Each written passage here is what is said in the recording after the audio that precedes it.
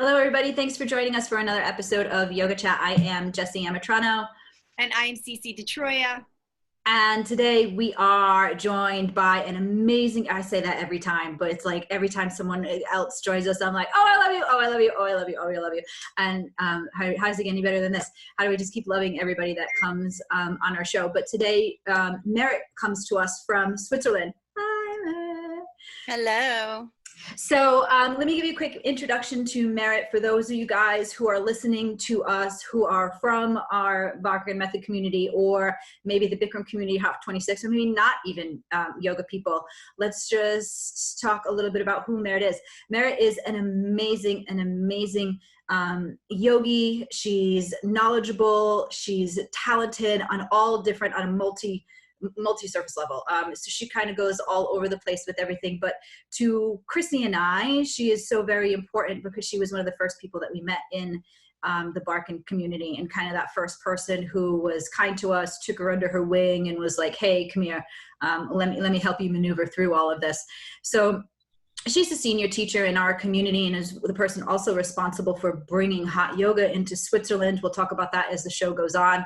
But Mary, why don't you tell everybody a little bit more in detail about your actual background? Because I can tell them how, Chrissy and I met you all day long, but they probably want to know exactly, who you are. Right. Okay. Well, I'll condense it just to get to the yoga part of it, since this is Yoga Chat. So I was working as an advertising executive in New York City, and I was working 80 hours a week. I mean, nonstop, and I was making very little money. And one day I got a flyer underneath my apartment door for hot yoga, and it was like $20 a week, all you can hot yoga. And I was like, this is exactly what I need. And so I took the train downtown to Tribeca. I took this hot yoga class, and my mind was blown. I couldn't do anything. I was looking at the teacher like, what? I was so confused, so lost. And at the end, she said, and we'll see you all tomorrow. And I was like, okay. And so I went back, and I went back, and I went back. And that's really where I fell in love with Bikram yoga, with hot yoga, with a hot 26. And that developed into me wanting to do the Barkan Teacher Training. And I was this close to doing it. And then my husband said, oh, by the way, I'm going to start my own business. And I was like, oh, well, being a yoga teacher trainee for 9 weeks in Los Angeles isn't going to pay our rent. So I stayed in New York, got another job in advertising, and still practice yoga, but put it on the back burner as a teacher. Then I moved to Switzerland, and I'm not the only one who brought hot yoga to Switzerland. There's my original teacher here, Heidi, started just in a room in a dance studio with heaters, like standing heaters. And there were very few of us, and she taught absolute hot yoga. And so one day she said, I'm going to open a studio, and I want you to be a teacher. And you can either do the same training as me, or you can do Baptiste, or there's this guy, Jimmy Barkan, in Florida. I don't know much about him. And I was like, okay, well, I'm going to Florida, like beach, shopping, Dunkin' Donuts, like all the things that I'm missing about not being in the States. So I went to Florida in 2012 and did my 200 hours with Jimmy. And then I just, like you guys, like we get so addicted to our nice little yoga bubble, right? And so we keep going back and seeing each other, and it's so lovely, and it's a big community. And I also had, in that first studio that I taught in here in Switzerland, I had an amazing teacher named Sanjeev, who's like a guru. So that's where about him before. We have talked about him before. And that's, as both of you guys know, I'm super hands-on teacher, which is very frustrating in the coronavirus. But so he taught me most of my things, because he's a real teacher's teacher. Like you're in his class, he knows you're a teacher, and he'll be like, Marit, go fix her back bend. And you're like, okay. And you don't know how to do it, but he walks you through it, and then next time you know. And so that's where, like, I'm really big on getting people to touch their toes for the first time, because there's a lot of accomplishment in that. There's a lot of fear conquering in that. There's a lot of stuff in your brain that tells you you can't do something. So that's a nice way to approach yoga. So he taught me all the stuff that I know about that. So I have really two big teachers in my life. Well, I have two big teachers in my life, Jimmy and Sanjeev. And then I have everyone else who is still my teacher, like every day, you know, my bulldog included. So that's fine. So, Absolutely. oh, go ahead. Go, Jess. No, go. You go. So, so with all that being said, you did Jimmy's training, you came back from Jimmy's training, and did you teach at your friend's place when you came back? Is that where you first started teaching? Yeah, that's where I first started teaching, and I taught there for a long time. And then they did a teacher training, and one of those people opened studios in Lausanne and Geneva. And then you know how it goes. You just, it's not that anything bad, there's no fallout. It's just that, okay, this schedule works better. My kids are going to school, so I want to teach in the morning. They have morning classes for me. So it evolved in a very natural way that now I normally teach in Geneva and in Lausanne for the same studio. Oh, that's great. That's cool. Yep. So since all this has happened, and you said that, you know, this coronavirus is really hard on a hands-on teacher, how has it affected you? When did you have yoga schools? Did they start closing, you know, little at a time, or did everything close together? I can say that for us, Jess and I were literally last of the Mohicans to close. Everybody was closing around us, even though we did close a few days before the order was enforced. It was very sporadic here in the States and even in New Jersey here. So what was it like there when it really started going on? Right. So as some of you know, some of you might not remember, but Switzerland, where I am now, we share a big border with Italy. So this has been knocking at our door for a while, right? So in the middle of February already, I wasn't touching anybody anymore. We had hand sanitizer over all of the studio. We could start to see week by week, our numbers were dwindling. We didn't even have to ration out our classes. It was happening very organically on its own. And then I taught on March 6th, I took the train to Geneva, and normally I take the train at 8 o'clock in the morning. So that normally it's packed. Like I had an entire 4-sectional to myself. There was hardly anybody in the train, and you could see, like, there was nobody at Starbucks. You could see that the streets were like, people were just like, okay, if I don't need to be out, I don't need to be out. And I think I was one of the last classes that got taught in the studio. And then they took this decision to close. And then a week later, the government decided to close everything except for grocery stores and pharmacies. So was that simultaneously with Italy, or was Italy like blowing up as you guys were like, hey, we're going to lock down too? Yeah, they were blowing up. We're like 2 weeks behind Italy, I think. But we had cases, but we didn't have a lot of cases. So it wasn't like you could present it to the government could present it to the public and be like, okay, we got to shut everything down because, you know, our numbers are out of control. We shut down, and then I think about 5 days later, we had a big spike. And then you could see, okay, and now we're 5 weeks into the shutdown, and we're really just starting to get, like, the state that I live in Vaud, we have the most cases in the country. And like yesterday, I think we had for the first time like under 30 new cases. So you can see that 5 weeks later, it's starting, the lockdown and the social distancing is starting to take effect and be effective, actually. Yeah, but you guys were not hit as obviously as hard as Italy. Well, we don't really know, to be honest with you, because they're only testing people at risk, so over 65, and if you have existing conditions. So our test numbers don't reflect what's really going on. I know some friends of ours who live in the village just above me, they both had it. I mean, they're pretty sure they had it. They had all the symptoms of it. They had it for 10 days. Their kid had nothing. And their doctor said, listen, unless you got to the point where you need the hospital, just stay home and weather the storm. So they didn't get tested, but they think they had it. So, and I think there's a lot of, we don't even know. We really don't even know. Yeah, your numbers are nowhere going to be accurate at all. They're not even close to accurate. No, they're not. Like they say, I think we're reporting almost like 30,000 cases, and they think it's probably more like 300,000. Wow. Yeah. And we, you know, we're a small country. There's not even 9 million people here. So. Wow. Yeah. So we're all just being safe.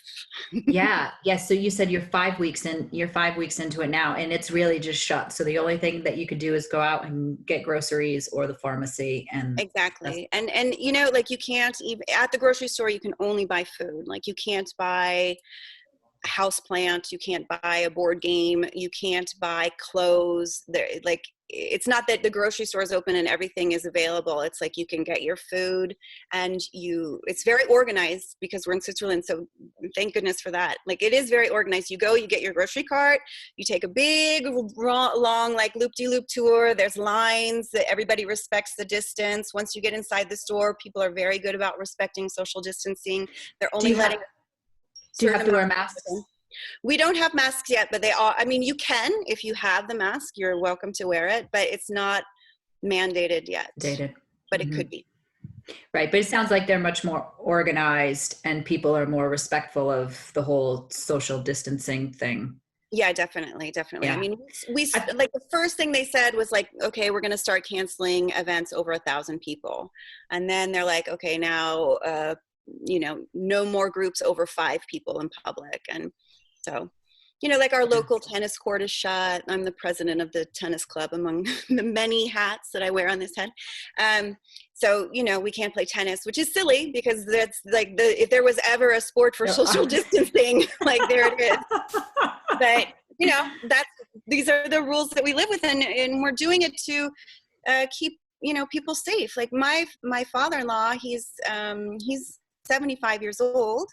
He has bronchial issues. Like the last thing I want is somebody, you know, that to affect my sister-in-law's father is in stage 4 cancer. Like, you know, staying at home is so important for those people that are at risk, you know? Yeah, it was great. I think I saw yesterday on TV, they were talking about, and they were saying like the issue is that you can't tell who's high risk just by looking at them. So yeah. I know Chrissy and I have talked about it before. Like, I know we've been in lockdown because I'm high risk, but nobody really knows or puts 2 and 2 together that it'd be high risk. So I'm like, you stay at home, not just for you, but for someone like me who has 3 kids and who's trying to figure it out, and I'm 38. And so, you know, so it's not just the old and the young. Exactly. You know, you can't always tell, and people don't walk around talking about it all the time. And, you know, but I feel like, and please correct me if I'm wrong, but the times that I've spent in Europe, I feel like Europeans are a little bit more like receptive, or you guys seem to have a little bit more organization and a little bit more they just like respond fast. Like you said, the lines in the grocery store, everybody's social. Like I was out yesterday and I was like, nobody cares. Yeah. You know, like nobody cares. I would certainly say in Switzerland and in Germany, we like our, you know, I mean, our flag is square in Switzerland. We like our box, you know, we like to live inside our box, and that's what we do. So, you know, those outside ideas, those are scary. It's a very conservative country. So for that, it's good, you know,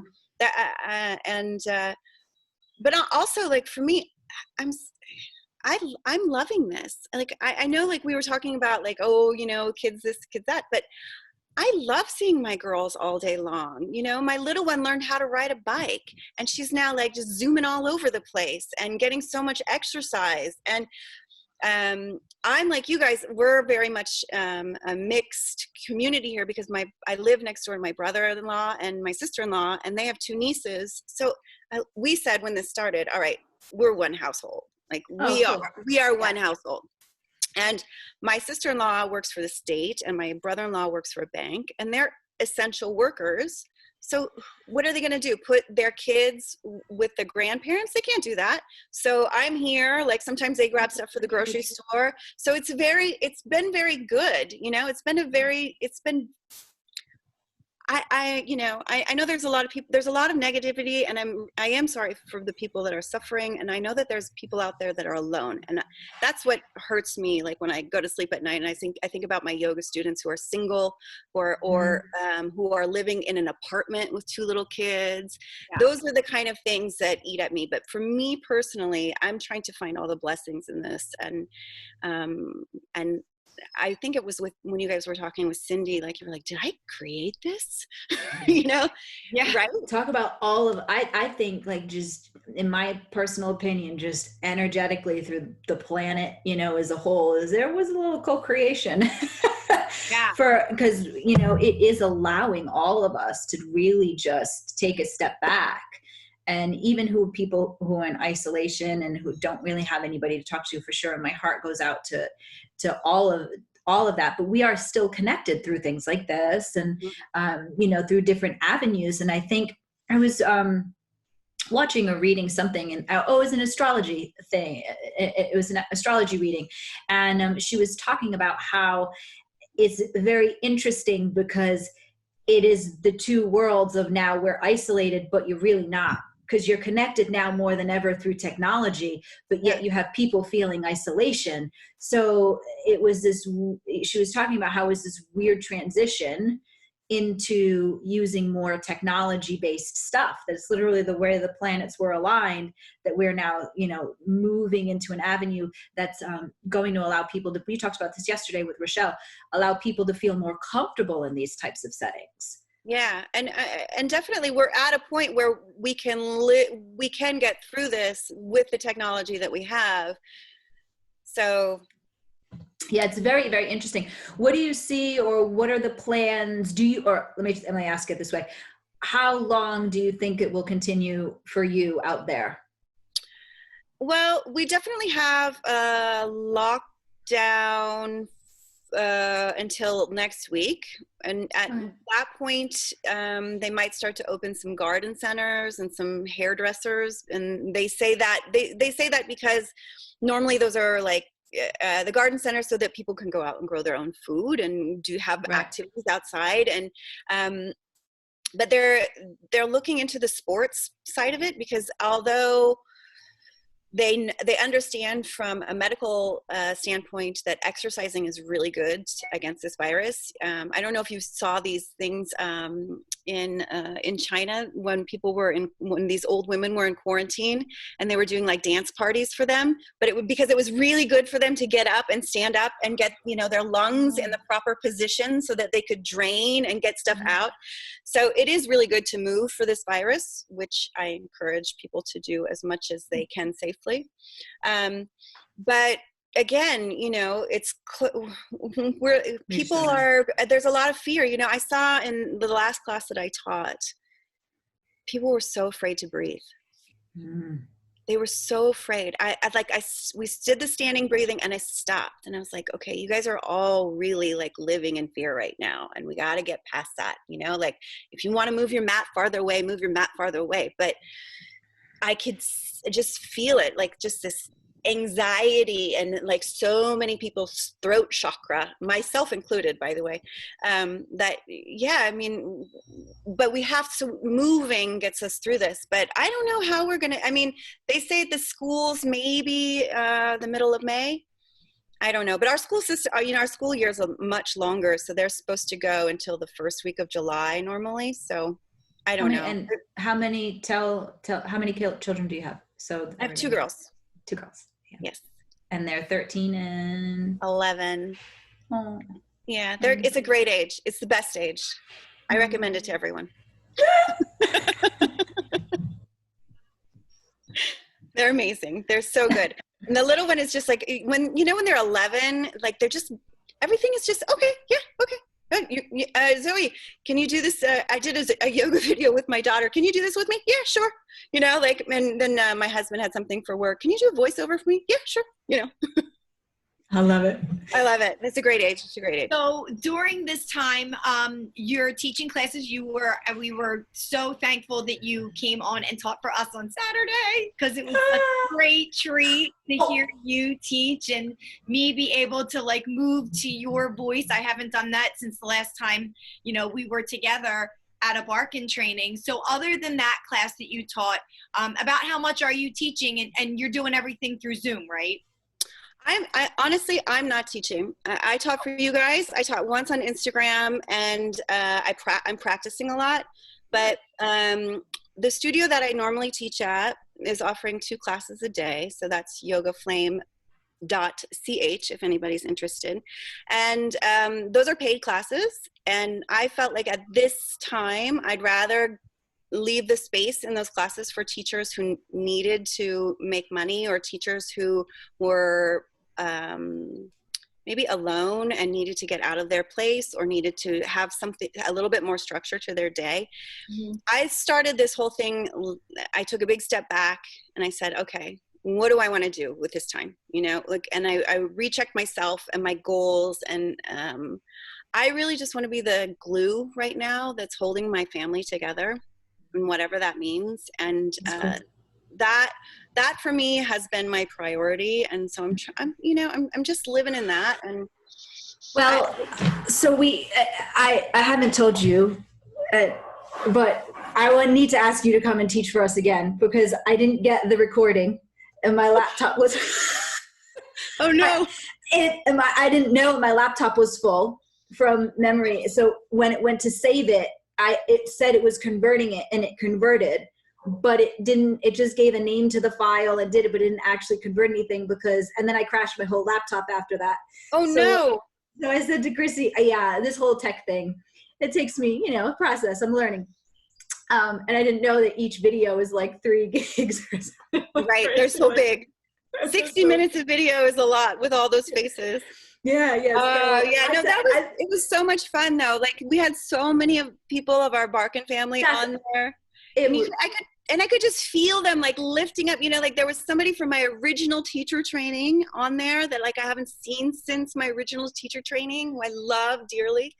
And it was so great. Everybody was so happy. Everybody. Like, I know our students on a local level were happy. The Barkan students were happy. Your students were happy. We had so many different communities. Yeah, we really call. Did. And, that's one of the reasons why I'm so happy that I do get to teach, 2 times a week. And it's, I've never been the type of mom to be a stay-at-home mom. I've always enjoyed working. But I always make sure that I spend so much time with them. I think they want me to be at work, actually. So me having that outlet to teach, and I even said that on one of the videos, that even through teaching, I could feel how happy everybody was to just be able to just see one another, or just hear a familiar voice. And it's so funny because up until this point, everybody's like, unplug, unwind, close down, check out. And now the only way we are connecting is by plugging in and checking in and logging in now. Yeah. But it's really cool that the yoga is that powerful that we still get that energetic feeling of happy and joy, even just seeing one another's faces. Yeah, it definitely, and there is a connection that happens, whether I'm here or you guys are in Jersey or you're in South Florida, whatever, you're feeling, you do feel that energy at the end of class. I mean, that's really, for me, was the whole magic of hot yoga, that that's why I can't quit hot yoga, right? Is that because you get to this final shavasana and you wake up out of it and you're just like, whoa, something, I don't know what happened. Something happened there. Something big happened there. And I haven't been able to find that anywhere else. And it's such a great connection that you have with your mind and your body and I like to call your source, but those are my words. At the end of that, it's like you just get recharged.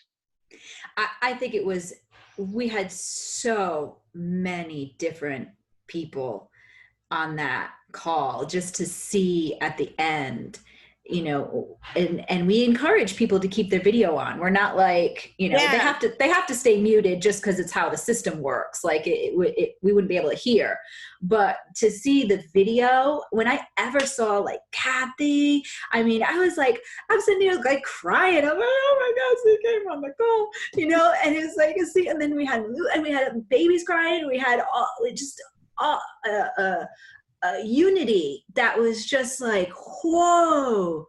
I think I heard somebody at the very end say that it was her first yoga class. And I was like, Oh my How God. cool is that? Like, I don't even know who that person is. I'm probably never going to see her in my life. And I was her first yoga teacher. I'm like, oh. Awesome.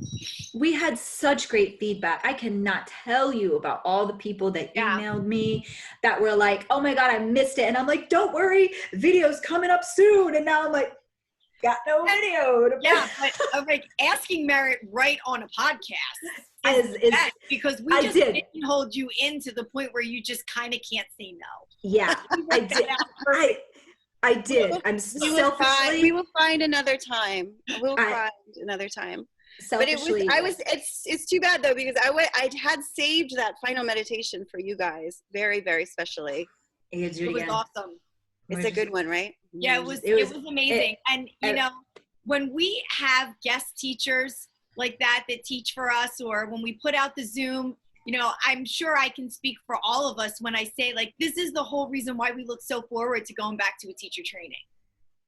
You know, because I would get so excited. My kids used to say to me, why are you so excited to be away? You're going to work. I'm like, what, are you kidding? This is like Disneyland. I get to go hang out with my friends. Yeah. I get to go see Marit for 5 days. A week, and I get to nerd out, and I get to do yoga. Are you kidding me? This is great.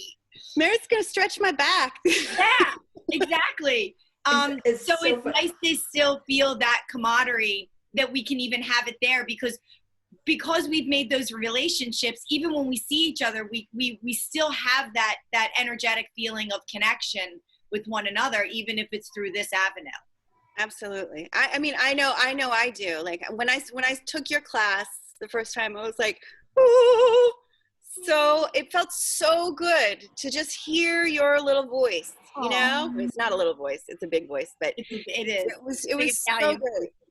It was amazing. You know, it's a perfect display of just yoga. And that was, you know, when Christine and I were talking about this yoga chat, we were like, hey, when I say it every video, hey, let's have a 3-way call and video it because they're fun.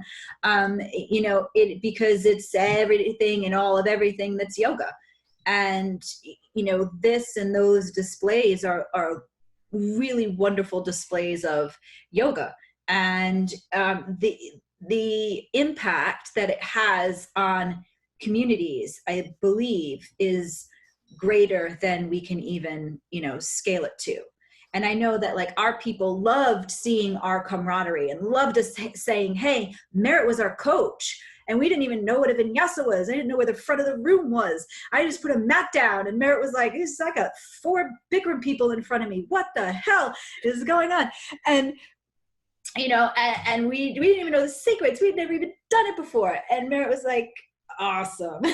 Great. All right. But I think, I loved having you. That was one of my favorite trainings because there were so many people there.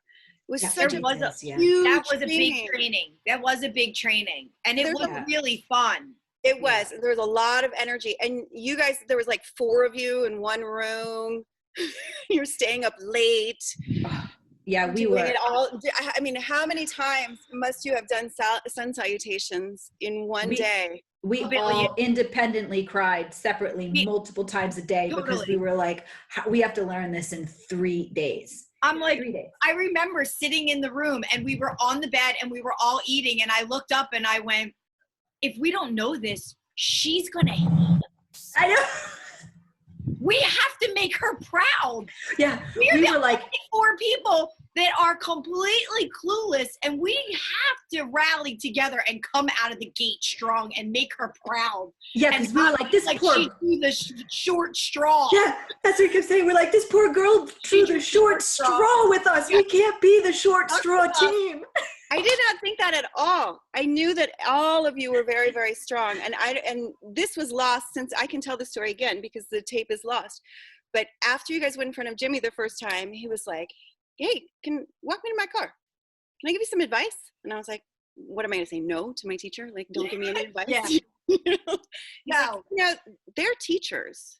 You know, it's not like, this isn't level 1. They've been teaching for years and years. You know, you got to show them some respect. You got to be nicer to them, or something along those lines. And I was like, okay. And then I went back and I was like, maybe 2 of them. But the 4 girls from Jersey, nah.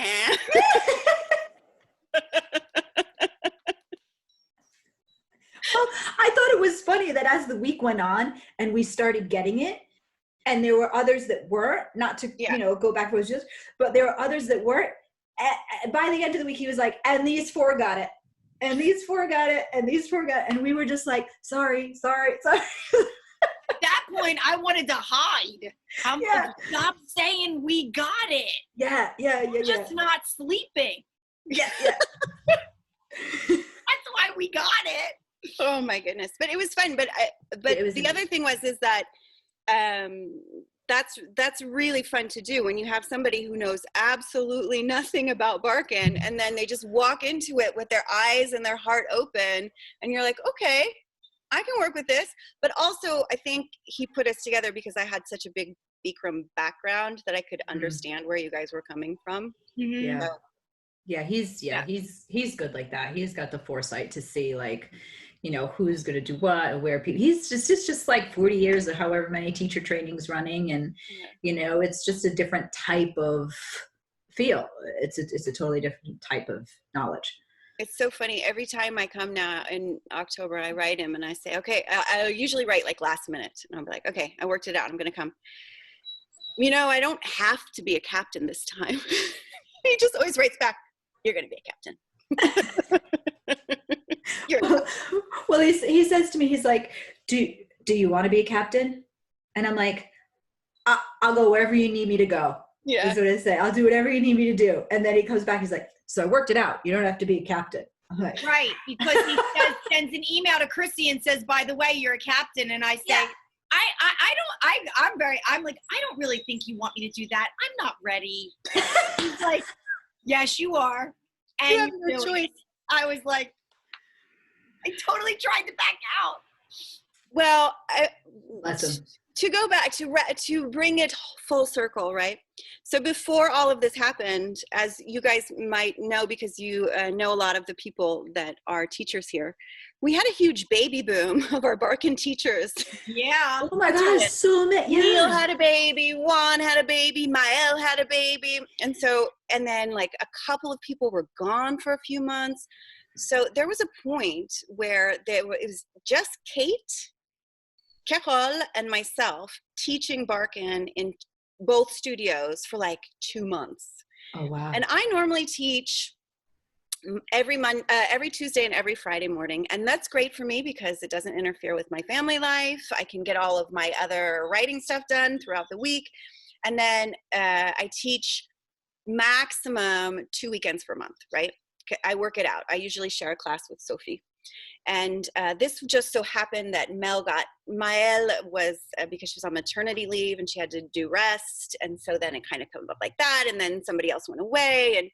And so I was like burnt out on teaching, like, cause I was just like, all of my weekends were taken and I was not seeing my family. And I see my 13-year-old growing in front of my eyes. And I'm like, how much longer is she going to be home? You know?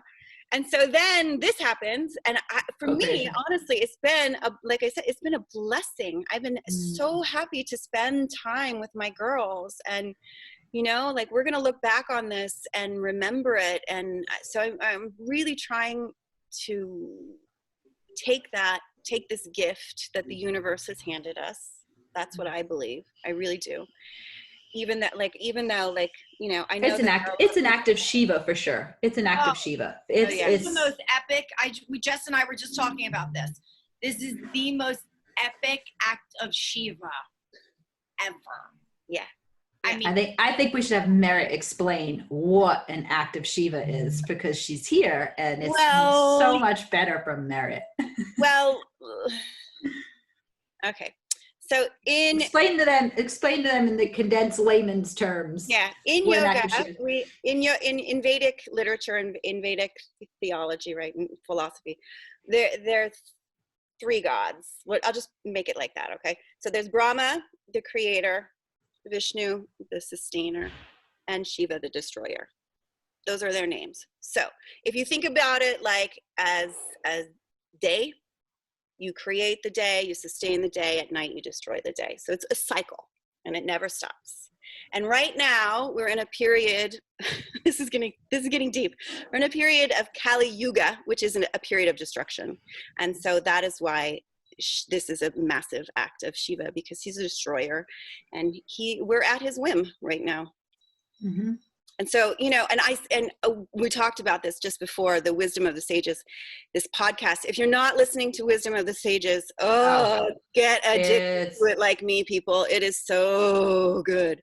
Romanoff just doesn't play around. No, it's he doesn't. Just fantastic. It's so good. It's like ancient wisdom with a modern, in today's terms, right? Yeah. So you can apply it today. So one of the first podcasts that I listened to him, he was talking about this Swami who went to California and was looking at surfers in the ocean. Never seen surfers before, right? This Swami from who knows where in India. I don't remember any of the details, but he's looking at he's studying them. They're driving along the PCH and he's watching these surfers, and he's like, eventually turns to whoever he's with and says, you know, what's really interesting about these surfers is that they can't control the wave, but they can ride it, and how they choose to ride it, either enjoy, or maybe they, you know, maybe they biff it, maybe they ride it all the way to the beach, but they just ride it. And the pleasure is getting up and trying to ride it. Right. And I was like, what? That makes such perfect sense for today. It's so amazing. And so, so like, if you like little nuggets like that, to then, you know, sit and have something to say at your dinner table that wasn't like, it's great.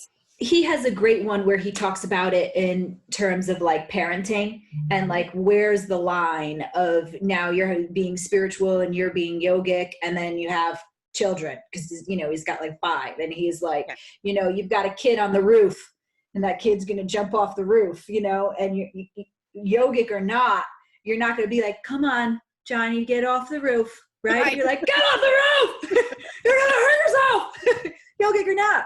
Right. So he like relates it in all of these really like, just stories in modern ways that you're like, yeah, I can put this all piece. I can live that life in this life. They're not separate lives. There's something achievable that I have to get to, or, you know, act a certain way and then not honor other ways of me. It's what he does is fantastic. It is. And he does really have a way of making it very approachable. And it doesn't mean that, you know, you have to become Hare Krishna, devotee, or just because you're listening to that. And it doesn't mean that if you have a different kind of spirituality that this isn't applicable. It is. Like there's just like everyday stuff that makes perfect sense, that resonates because it's truth. And that's why, I mean, so if you have people, I'm sure you must have people that are reaching out to you, like students who are like, hey, like just looking to you for advice. What are some of the things that they're saying, they're asking, and what are you giving to them? I think people, I honestly, I don't like to give too much advice. I like to just say, you know, get through it how you can get through it, and don't judge other people for it. You know, like that, for me, that's how I'm trying to live it. I'm trying to live that kind of by more example than, you know, saying do 10 down a day. But yeah, I think we talked about this too. Or like, it's kind of like parenting. There is no right or wrong, and you can't have judgment. And it's like, if it worked for you, ride it. You know, like you're just saying, like whatever. That's my thing, is ride the wave. I've noticed, and I'm happy to report that I find myself to be a much more patient and kinder person in these times. I don't know how that happened. You know, I really don't, but I'm really making an effort to be like, okay, this person who normally irks me for what XYZ reason, I'm going to stop that, my brain from getting irked, and step back and step into my compassion for that person, because what they're living is not what I'm living. Mm-hmm. Do you know what I mean? And there's so many different ways that people are experiencing this. That's the big thing. Like, from my experience is different than Christy's, it's just different than yours. It's just like everybody is experiencing it in so many different ways that all of that judgment just has to go bloop. Just exactly. And I think we talked greatly about this the other day, maybe it was teacher training or whatnot, but the stopping of the judgment for myself is not the judgment of others. It's the judgment of myself that I have for myself. Exactly. So it's like when I can work on non-judgment in a way that affects me, don't judge myself, then I'm finding it's trickling out to the ability to have less towards others. But that's how it all works, right? Like the minute you stop the minute you stop being selfish, then people are like, oh, wait, or I'm not saying neither one of you are selfish. No. I'm just saying, like, you know, be the change you want to see in the world, people. It's so interesting, but it's also cliched, yet also there. It's also there, and that's what's beautiful, is that, you know, we have a bit of a resource in yoga, and I don't mean asana, I mean yoga. Yeah. The connection. Yeah. We have a big resource at our fingertips and we have the time to dive deeper into it, so that when we start to gently come out of this thing, you know, we remember the good habits that we're creating. We remember the kindness, and when I say, you know, habits, not just like eating habits, or, you know, like there's no leftovers in my fridge anymore. That's amazing. I know. Right? Also, it's also probably because my kids have never been hungrier. Do your kids just eat all day long? I can't even. I went to BJ's yesterday. It was like a $550 shop. I was like, I was happy they had food. I was like, look, they have food and I'm going to buy it. And I was like, I think I bought everything there. And then I came home and they were just like, oh, look at all this food. And I thought half of it went in the afternoon. Cece, how are you doing? Like, you have your parents there? Yes. I have my 2 kids and my parents here with me too. And my dad is at risk, and he has COPD, and he at one point was the only one that was still going to work. So his company still did not close. Right now, the one thing that he was able to do is, when things started getting a little hot and heavy in Philadelphia, where he works, because Philadelphia was a little bit more of a hot zone than the whole state of Pennsylvania. Philly was starting to get really hot. And when it got hot, that's when his doctor was able to at least write him a note. But he's only out for 2 weeks, and then he goes back next Monday. Oh, wow. Yeah. And, you know, my boys are like, I am so cherishing the time that I have with my kids. Right now, I'm very fortunate. I know people with little kids, this is really hard. And, you know, my sister, anybody who has children that are special needs. Yeah, special needs. It's really hard. You know, my nephew's autistic. So, you know, we're helping even facilitate stuff with my sister by making phone calls or whatever. But I have a 13-year-old and a 16-year-old.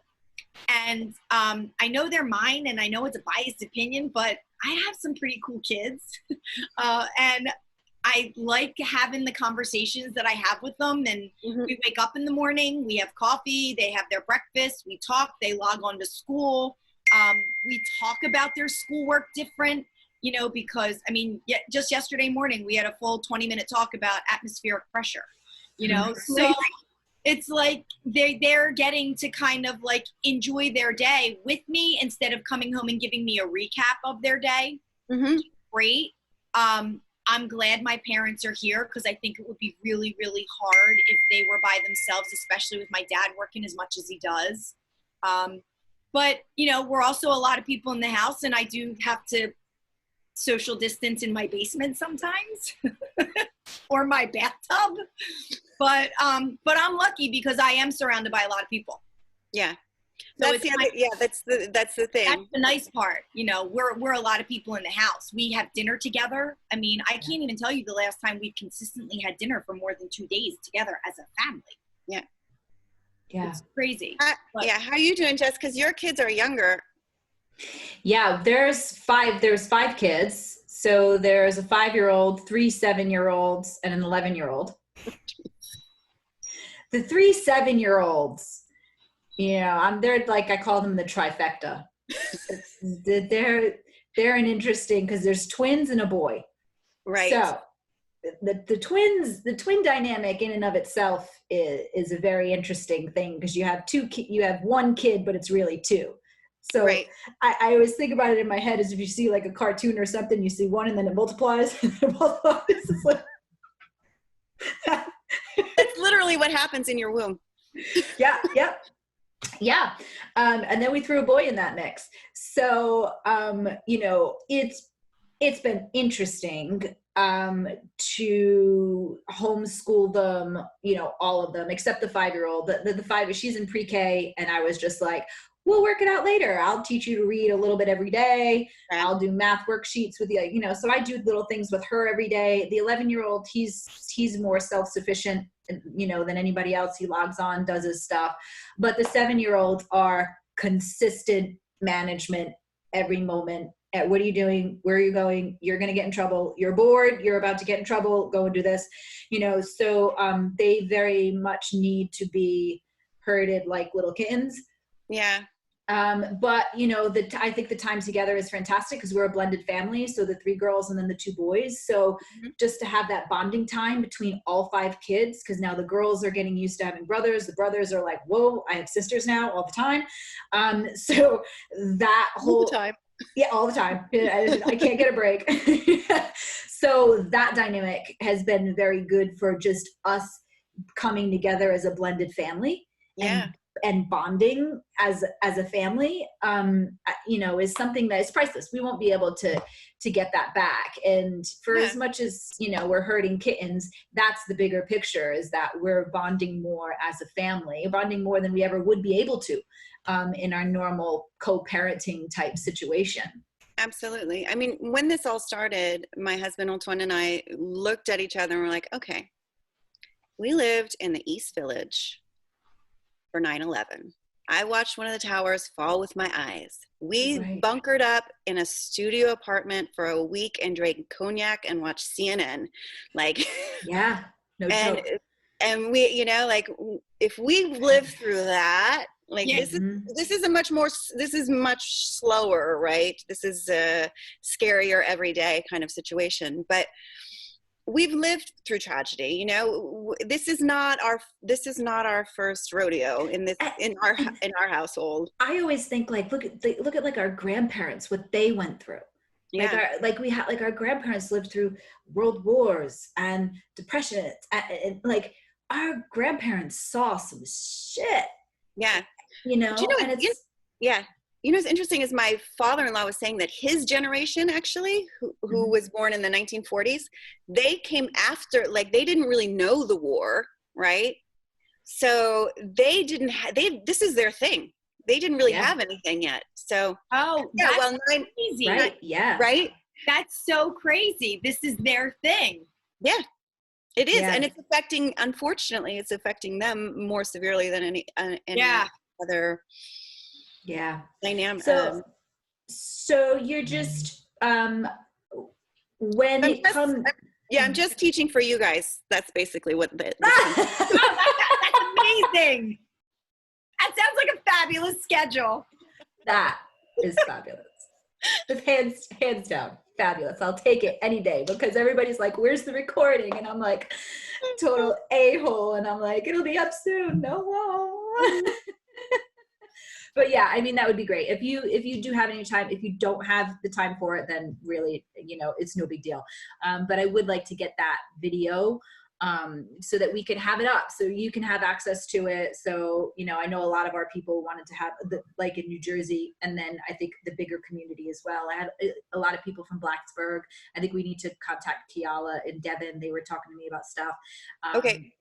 So there are people who were looking to have more access to you on a bigger level. Right. So, whatever you can fit, whatever feels good for you, let it be casual. There's nothing else. It just needs to be light and fun. If it's not, then, we'll move on. I don't know how to do anything else. That's why we're friends. Wait a minute. Yeah, I know. I mean, I get a little serious at the end. That's true. I do. But I feel like that's my time to actually bring the yoga into the asana is at that moment. A lot of people are looking for that. And I think that's another great thing about all of this is it's like what we said, people are all going through their different circumstances at one time.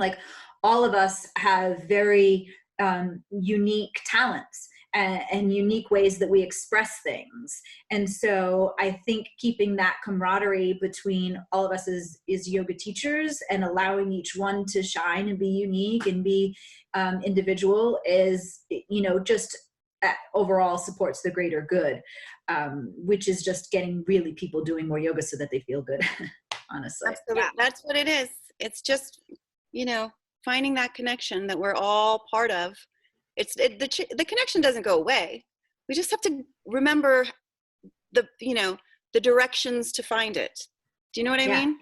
And I know Chrissy and I are big to be able to get people more access of you. So, you know, whatever we can do at the studio or even on that bigger, like, as people are always contacting and wanting to know, you know, what's next and what's happening. And there's a place for all of this right now in a very safe way. Yeah, it is. And it is nice. You know, it did feel really nice to teach. I'm not going to lie, you know, like as you said, I think that first day, Cece, like getting those words out of your mouth. It's important. You're reminded of why you answered this calling in the first place, right? Because I think we had about 56 people on the call. I think we were almost 60 people. Yeah. And you know what? It's nice because now our community can put a name with a face, because I do refer to you a lot. I talk about you a lot at school. You know, Jess talks about you a lot. So, like, you know, the names that we drop when we're talking about the vinyasa and how we learned and who we hold dear to our hearts, and now everybody's kind of starting to see those people live and not just a picture of them, because now they can hear them, they can see them because of these talks. So it's like we're bringing our friends to our community now, and they're not just hearing about you by way of us, which is and it's so much easier because we don't have an airline ticket. We don't have this. It's just like, hey, can you come on for a half an hour call, or can you log in for an hour, so that people can get, that was always my big, like, I wanted everybody to have exposure to everybody. But I was like, okay, if I have to bring them here, then it's a plane flight, and then it's a workshop, and then it's a this, right? So it's like, Chrissy and I did big meditations on letting go of the past and allowing, you know, almost like what our old life looked like and mourning that old life. But a lot of people are holding on to that old life. Right. But if we can get over that old life and understanding that this is making way for a new life, which could look a lot shinier and, you know, which could look a lot more pleasant. And I think this is one of those things where it's like, hey, no, this is real. This is what we talk about. And it gives people access to more knowledge, more people spreading just everything that's fun. Yeah. I mean, my biggest dream was just to, like, one day fly to Philadelphia, drive to you guys, and just show up at class. Like that was my big plan. I was like, either I'm going to go to Florida or I'm going to go to Jersey. I don't know. But one of these days, I'm just going to show up and be like, hi, do you have like a drop-in package that I can buy? Oh my gosh. Oh my, you have to do that when I'm in that town. You cannot do that just to Chrissy. You gotta do that when she's totally at my house having like major friend sleepover for like 2 weeks. Cause that's all we do. It's just one big sleepover. Oh my God. That's still at 40. It's the best. I do miss our good girl, Heidi. I got to give her a shout out. I love her. Yeah. My bulldog mother sister. See, you know what? That girl is just. Her birthday yesterday. Yeah. I know. Happy belated, Heidi. Yeah, we just love that. I just love her. She has just got that special place in my heart. That's just like, she's funny as all hell. Like she's talented as hell. It's like every time around her, I'm like, and there. Thank you, Heidi, for being Heidi. Yeah. She was definitely part of that first wave of you guys coming in, and such an important grounding energy in it as well. Like. Mm-hmm. I think I looked at Christy one time and I was like, okay, you're my dark horse. I was the one probably crying until 4:00 in the morning. I was like, okay, Christy is not feeling it. I got to give her something. I was like, you're going to be my dark horse, honey. Nobody's going to expect this coming from you. Oh, man. That was seriously, that was my favorite training of all time, I think. You know what? It was so much so much fun. It was. Because we had we had Cindy, we had like so many people. There was So many. Whole Tennessee crew. Yeah. Oh, right. Oh my gosh. The best part of the trade, one of the most fun moments was the first PM class. The second class of the day is always an advanced class, and I'm like over in the corner, like trying to hide. And Jimmy calls Crane, and I must start, and the whole room was like, whoa. I didn't even do it. I just stood back and folded my arms. I'm like, I'm looking over there. And I'm in it like, Oh, cannot everyone do this? Jimmy's like, no, Jess, you want to do that again? I was like, oh, you're watching me. Oh, you could see. Yeah. Little by little, your mat got closer and closer to his. Every day. Jimmy would say, every does day. anybody know how to do? I'm like, Jessie can do that. Yeah, the whole class. She'd go, Jessie can do it. She can do it. I'm like, stop it. She's like, I'm like, stop it. No, it was great. It was a good training. All right, Marit. Well, thank you so much for just coming on and just having a fun chat with us.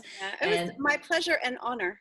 And talking about all things yoga. I'm sure it'll be the first of many. I'd love to be able to have you on again to just talk about, like, I love how you break down history, even when you just did it in your little thing. Like I just love you make that very easy and very accessible to people. Yeah. And you make it very modern and just simple. You know, it really comes with ease. Yeah. So that's awesome.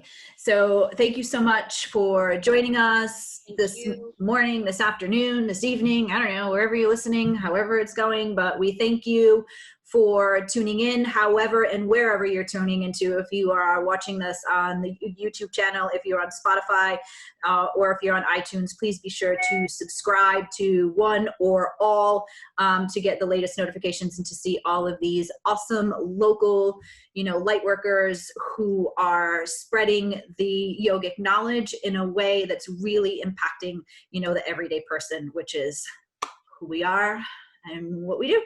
So thank you so much for tuning in. See you, everybody. Namaste. Thanks, everybody. Thank you.